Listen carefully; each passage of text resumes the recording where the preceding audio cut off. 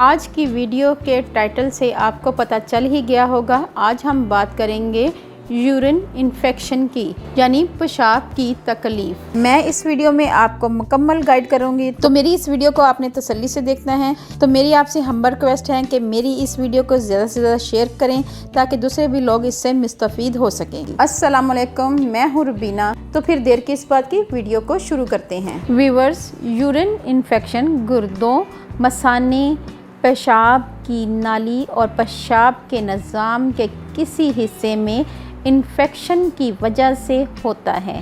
مردوں کے مقابلے میں خواتین میں یورین انفیکشن کے خطرات زیادہ ہوتے ہیں۔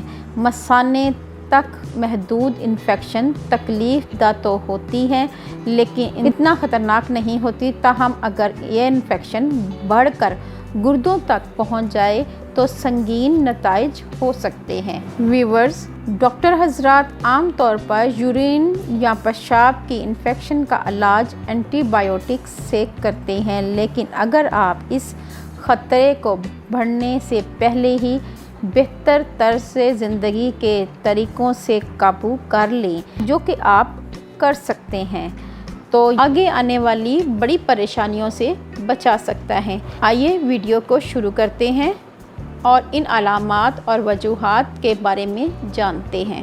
سب سے پہلے علامات کا ذکر کیا جائے تو ویورز، یورین انفیکشن کی علامات اور نشانیاں بعض دفعہ ظاہر نہیں ہوتی، لیکن اس انفیکشن کی علامات میں سب سے پہلے بار بار پیشاب محسوس ہونا اور کم مقدار میں رک رک کر پیشاب آنا، پیشاب کرتے وقت جلن، پیشاب میں بدبو آنا اور اس میں درد ہونا اور ٹیس کا نکلنا، زرد رنگ کا پیشاب، پیشاب میں خون آنا۔ ویور، اس کے علاوہ گردوں کی سوزش، تیز بخار، متلی، قے اور سردی بھی اس کی علامات میں شامل ہیں۔ تو آئیے ہم آپ کو ان کی وجوہات بتاتے ہیں۔ ویورز، عام طور پر یورین انفیکشن بیکٹیریا کی وجہ سے ہوتا ہے۔ بیکٹیریا پیشاب کی نالی کے ذریعے جسم کے اندر داخل ہو جاتا ہے اور مثانے میں جا کر پھیل جاتا ہے۔ یہ بیکٹیریا جسم میں داخل ہو کر تیزی کے ساتھ پھیل جاتا ہے اور اس کے بعد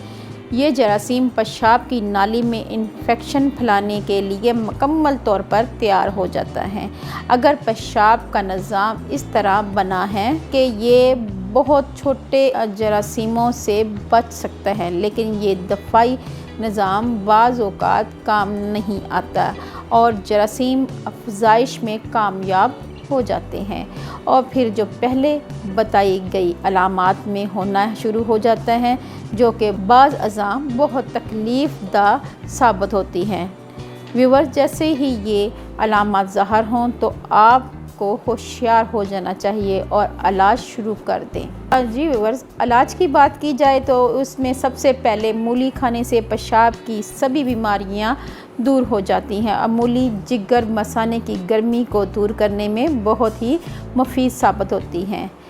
نمبر 2، ایسے افراد جن کو گردوں کے مرض یا پتھری کی وجہ سے پیشاب رک رک کر آتا ہو تو وہ بطور دوا انگور کا استعمال کر سکتے ہیں، کیونکہ انگور پیشاب آور فروٹ ہے اور گردوں سے ریت کے ذرے نکال دیتا ہے۔ اگر پیشاب میں جلن ہو تو ایک چھٹانگ پیاز کاٹ کر آدھی سیر پانی میں جوش دے لیں، پاؤ بھر پانی باقی رہ جائے تو چھان کر ٹھنڈا کر کے پلا دیں، جلن دور ہو جائے گی۔ اگر پیشاب رک رک کر آتا ہے یا رنگت گہری زرد یا سرخ ہو تو خربوزہ یا گرمے کے استعمال سے صحیح ہو جاتا ہے، اور جو لوگ سردہ کھاتے ہیں انہیں پیشاب کی تکلیف نہیں ہوتی۔ ناشپاتی پیشاب کی جلن اور بندش دور کرنے والی غذا ہے۔ کوشش کریں کہ 1 گھنٹے بعد پانی زیادہ سے زیادہ پئیں۔ ان قدرتی اجزاء کے استعمال سے آپ کافی فائدہ حاصل کر سکتے ہیں اور تکلیف دہ انفیکشن سے نجات پا سکتے ہیں، تاکہ آئندہ آنے والی آپ کی زندگی خوشگوار اور پرسکون ہو جائے۔ اگر آپ کو میری یہ ریمیڈی اچھی لگے تو میرے چینل کو سبسکرائب کریں اور اپنے فیملی فرینڈ میں لازمی شیئر کریں تاکہ زیادہ سے زیادہ لوگ اس سے مستفید ہو سکیں۔ اللہ پاک آپ کو صحت تندرستی والی زندگی دے، آپ پہ رحمتیں کریں، آپ پہ برکتیں نازل کریں، اپنا اور اپنے پیاروں کا خیال رکھیں، دعاؤں میں مجھے یاد رکھیں۔ اللہ حافظ۔